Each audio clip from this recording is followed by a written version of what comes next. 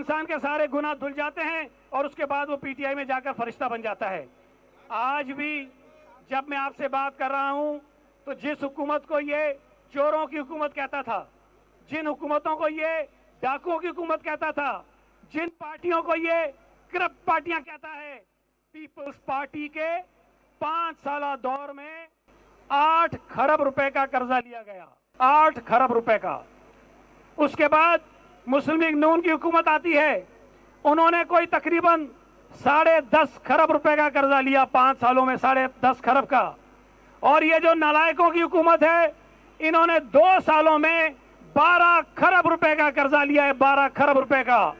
मतलब ये कि जो पीपल्स पार्टी ने 5 सालों में लिया उससे 1.5 गुना ज्यादा, और जो पीएमएलएन ने लिया 5 सालों में उसको भी ये क्रॉस कर गए हैं। और इससे आगे जाएं, ये जो सर्कुलर डेट आपने सुना होगा, जो गर्दिशी कर्जे होते हैं, पीपल्स पार्टी जब हुकूमत में आई थी तो हमें उस वक्त भी कोई तकरीबन 300 अरब रुपए का सर्कुलर डेट विरसे में मिला। हम जब छोड़ के गए तो भी तकरीबन इतना ही था। पीएमएलएन की हुकूमत आई, उन्होंने 500 रुपए पहले दिए, फिर कुछ और पैसे दिए। लेकिन आज आपको पता है कि ये गर्दिशी कर्जे कितने हैं? 2.2 खरब रुपए, 2.2 खरब रुपए के सर्कुलर डेट हैं जो नालायक हुकूमत ने इस मुल्क के लोगों के ऊपर डाले हुए हैं। और आगे चलें आप, जिस दफ्तर के सामने हम खड़े हैं, जिससे आज हम गैस मांगने आए कि हमें गैस दे दो, 2 बरसों में इस नालायक और नाअहल हुकूमत ने 2 मरतबा गैसों की कीमत में इजाफा किया है, गैस की कीमत में इजाफा किया है। और मुख्तलिफ शरह हैं, लेकिन जो रिहायशी लोग हैं, जो रेजिडेंशियल कंज्यूमर हैं, उसमें 150% तक का इजाफा किया है, 150% तक का इजाफा इस नालायक और नाअहल गरीब दुश्मन, अवाम दुश्मन हुकूमत ने।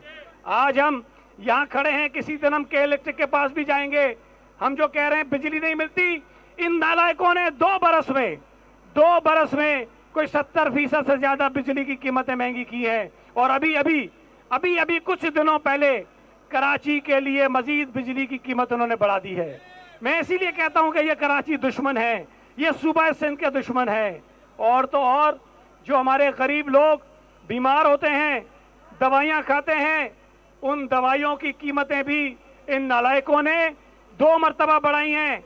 और पिछली मरतबा जब बढ़ी थी तो ये साबित हुआ था कि इन्होंने पैसे लेकर वो कीमतें बढ़ाई हैं, जिसके नतीजे में अपना एक स्पेशल असिस्टेंट भी इन्होंने फारिग किया था, लेकिन उसको पार्टी का ओहदा दे दिया। मैंने कहा ना, ये फरिश्तों की हुकूमत है, यहाँ कोई कुछ नहीं पूछता। उस वक्त बढ़ाई दवाई की कीमतें, और अभी फिर कोई 260% से ज्यादा दवाइयों की कीमतों में मजीद इजाफा किया। और फरमाते क्या हैं इनके जो स्पेशल असिस्टेंट हैं, क्या फरमाते हैं? कहते कीमतें इसलिए बढ़ाई हैं कि ताकि लोगों को दवाई मिल जाए। और नालायकों, जब कीमतें इतनी होंगी, बाजार बड़े पड़े होंगे, लोगों की जेब में पैसे नहीं होंगे, तो खाक वो दवाई लेगा। तुमने 1 करोड़ नौकरियां देनी थी, 1 करोड़ लोग तुमने बेरोजगार कर दिए हैं। तुमने 50 लाख घर बनाने थे, तुमने लाखों घर लोगों के तोड़ दिए हैं।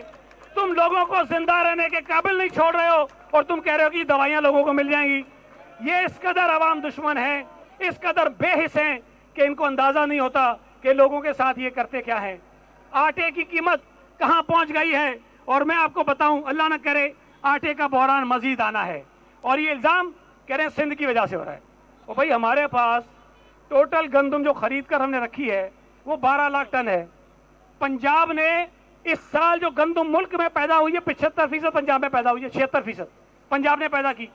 अप्रैल के महीने में फसल उतरती है, अप्रैल के महीने में गंदम की किल्लत शुरू। आपका वफाकी वजीर असेंबली में खड़े होकर कहता है कि 66 लाख टन गंदम पता नहीं कहां गायब हो गई। तुम्हारे वजीर को नहीं पता कहां गायब हो गई। 66 लाख टन गंदम तो हमारे पास है ही नहीं, हमारे पास तो 12 लाख टन है जो हमने खरीद के रखी हुई है कि सूबा सिंध के लोगों को हम किल्लत ना होने दें। तो ये 66 लाख टन गंदम जो है कहीं नहीं गई है। इनके जुगादरियों ने धंधे किए हैं, उनकी जेब में पैसे गए हैं। ये चीनी की कीमतें जो बढ़ी हैं, जो चीनी की कीमतें बढ़ी हैं 50 रुपए से 100 रुपए, ये कहीं नहीं गई हैं। इनकी अपनी कमीशन की बनाई हुई रिपोर्ट ये कहती है कि उसमें इमरान खान मुलविस है। इनकी अपनी कमीशन की बनाई हुई रिपोर्ट कहती है कि उसमें बोझदार मुलविस है। लेकिन कोई नैब उसको नहीं पूछेगी, कोई उसको नोटिस नहीं आएगा। कोई उसको बुलावा नहीं आएगा। 300 अरब रुपए चीनी की कीमतों के जरिए आपके और हमारे जेबों से निकालकर इमरान खान की एटीएम्स की जेबों में गए हैं, जो इमरान खान के ऊपर और पीटीआई के ऊपर वो पैसे लगाते हैं। ये अजीब फरिश्ते हैं, अजीब फरिश्ते हैं। और मैं आपको एक और मिसाल दूं कि ये अभी एक खबरें चल रही हैं कि जहांगीर तरीन के खिलाफ तहकीकात शुरू हो गई और पता नहीं वहां उसके दफ्तर पे छापा पड़ा, रिकॉर्ड निकला, अरबों रुपए की चीजें सामने आ गई। अब चलो, ये तो पहले जब हम कहते थे कि जहांगीर तरीन जो है वो बहुत ही करप्शन कर रहा है तो कहते थे नहीं वो तो फरिश्ता है। अब जब खुद कोई लड़ाई हो गई है किसी इशू पे, मुझे तो ये भी लेन देन की लड़ाई लगती है, लड़ाई हो गई है, अब तो वो कह रहे हैं अरबों रुपए खा गया। सवाल ये पैदा होता है कि जब जाली अकाउंट निकले तो बिलावल भुट्टो जरदारी के टिकट भी चूंकि जाली अकाउंट से बने थे इसलिए उसको नोटिस भेजो। बिलावल भुट्टो जरदारी के नाश्ते के बिल कहते हैं कि जाली अकाउंट से अदा हुए थे इसलिए उसको नोटिस भेजो। कहते हैं बिलावल भुट्टो जरदारी के जो धोबी का बिल था वो जाली अकाउंट से गया था, लिहाजा उसको नोटिस दो, उसको बुला के पूछो कि ये कैसे हुआ। ओ मेरे भाई, जहांगीर तरीन ने पीटीआई चलाई है पूरी की पूरी। जहांगीर तरीन ने तुमको बुलेट प्रूफ गाड़ियां लेकर दी हैं। जहांगीर तरीन ने पीटीआई की इलेक्शन की मुहिम चलाई है। तो ये इमरान को नोटिस कब होगा जहांगीर तरीन के करप्शन पे? इमरान खान से कब पूछा जाएगा कि जो जहांगीर तरीन ने माल कमाया था पाकिस्तान के लोगों से, जो जहांगीर तरीन ने करप्शन की जो तुम आज कह रहे हो की है, उसका हिसाब पीटीआई से, जहांगीर तरीन से, इमरान खान से और उसके दीगर हवारियों से कब लिया जाएगा? ये उससे नहीं पूछेंगे। और तो और ये के इलेक्ट्रिक के सामने भी मुजाहरा करके ड्रामा करते हैं।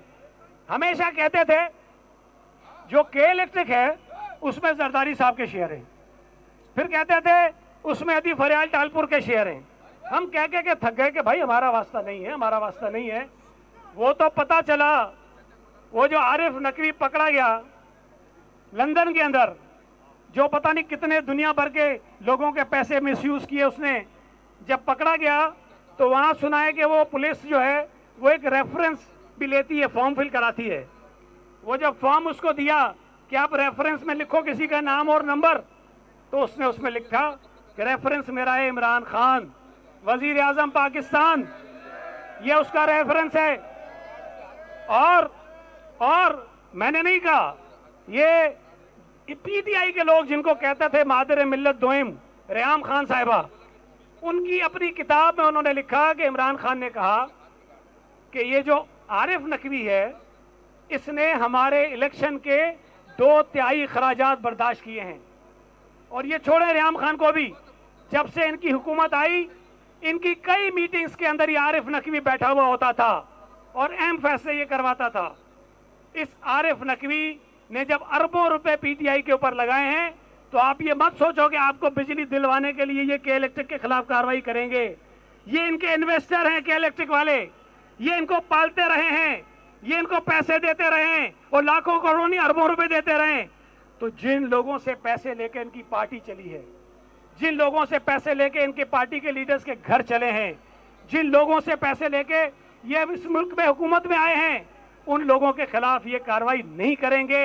ये इनसे मिले हुए हैं, मैं इसीलिए कहता हूं ये बैनुल अक़वामी जुगादरी हैं, ये इंटरनेशनल जुगादरी हैं। ये पाकिस्तान से पैसे लूटते हैं, जब वो पकड़ा जाता है तो कहते हैं स्पेशल असिस्टेंट को हटा दिया, फिर कहां गया कुछ नहीं पता, पैसे गायब, कोई इंक्वायरी नहीं, कोई नैब नहीं, कोई कार्रवाई नहीं। तो इस किस्म की चोर बाजारियां ये करते रहते हैं। मैं आखिर में सिर्फ थोड़ी सी और बात करूंगा। जो आजकल ये नालायक नाअहल सिलेक्टेड वजीर आजम एमक्यूएम की जबान में बात कर रहा है, एमक्यूएम एक बात कहती रहती है अक्सर, वो कहते हैं कि पीपल्स पार्टी चूंकि इंटीरियर सिंध से जीत कर आती है लिहाजा कराची का उनको ख्याल नहीं है। और ये एमक्यूएम का जो नैरेटिव है, एमक्यूएम का जो बयानिया है, हमारा ये बेहिस नालायक नाअहल वजीर आजम रोजाना इस बात को दोहरा रहा है। मैं ये सवाल करना चाहता हूं इससे इमरान खान न्याजी से भी और इसके सरपरस्तों से भी और इसके इत्तेहादियों से भी जो यहाँ बैठे हुए एमक्यूएम के अलावा, क्या आप ये बताइए, क्या एक जमात जो पाकिस्तान में पंजाब में जीती होगी, केपी में जीती होगी, पता नहीं कैसे जीती होगी, लेकिन सूबा सिंध में नहीं जीती, तो क्या उसको हक पहुंचता है कि उसका वजीर आजम ये दावा करे कि मैं सूबा सिंध का भी वजीर आजम हूं। तुम्हारा बयानिया है। अगर तुम ये कहते हो कि कराची पे पीपल्स पार्टी का हक नहीं हुकूमत करने का, तो तुम्हारा क्या हक बनता है सूबा सिंध के ऊपर हुकूमत करने का? तुम्हारा क्या हक बनता है बलोचिस्तान के ऊपर हुकूमत करने का? और तुम्हारा क्या हक बनता है पंजाब के ऊपर हुकूमत करने का, जहां तुम्हारी अक्सरियत नहीं थी, तुम्हें दिलवाई गई है? ये जो नफरत की सियासत है, लिसानियत की सियासत है, तकसीम की सियासत है, जो एमक्यूएम का शेवा है, आज ये वजीर आजम उसी नफरत की सियासत को, लिसानियत की सियासत को, तकसीम की सियासत को परवान चढ़ा रहा है।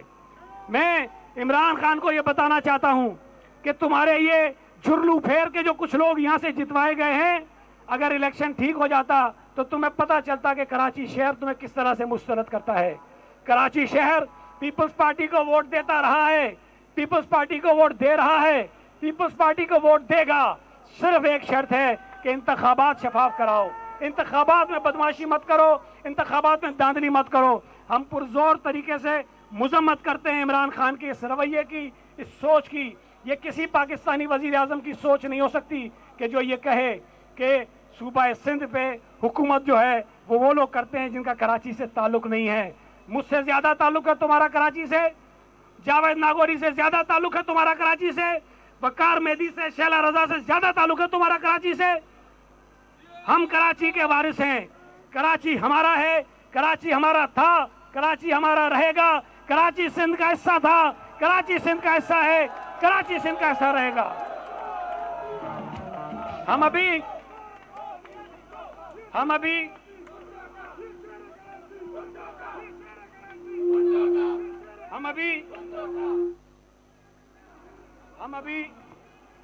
ठहर जा एक मिनट। हम अभी एक याददाश्त पेश करने जा रहे हैं स्वी सदर्न गैस कंपनी को। आप सबकी जानिब से जो आज ये मुजाहरा हमने किया है, मैं आपके सामने पढ़ देता हूं और ये पढ़ने के बाद हम इनको पेश कर देंगे।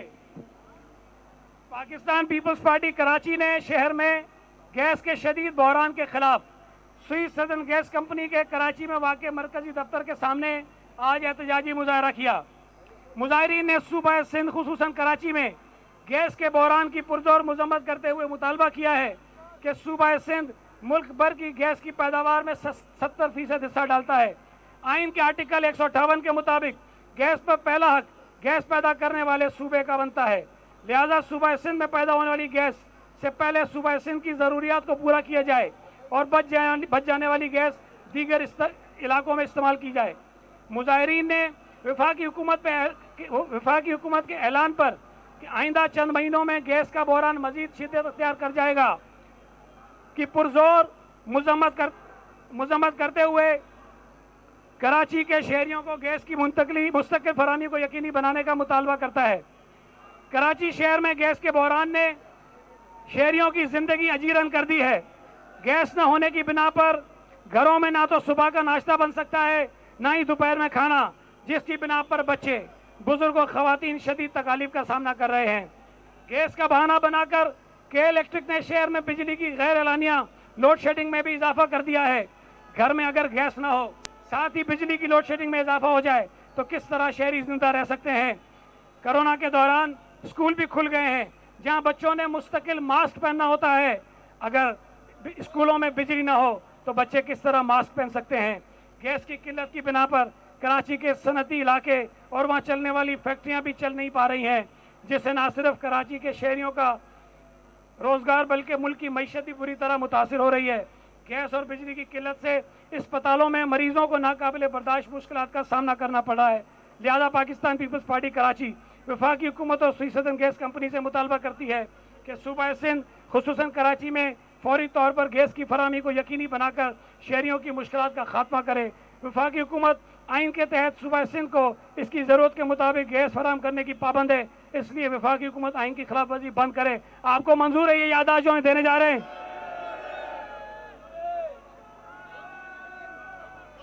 नारा भुट्टो, नारा भुट्टो।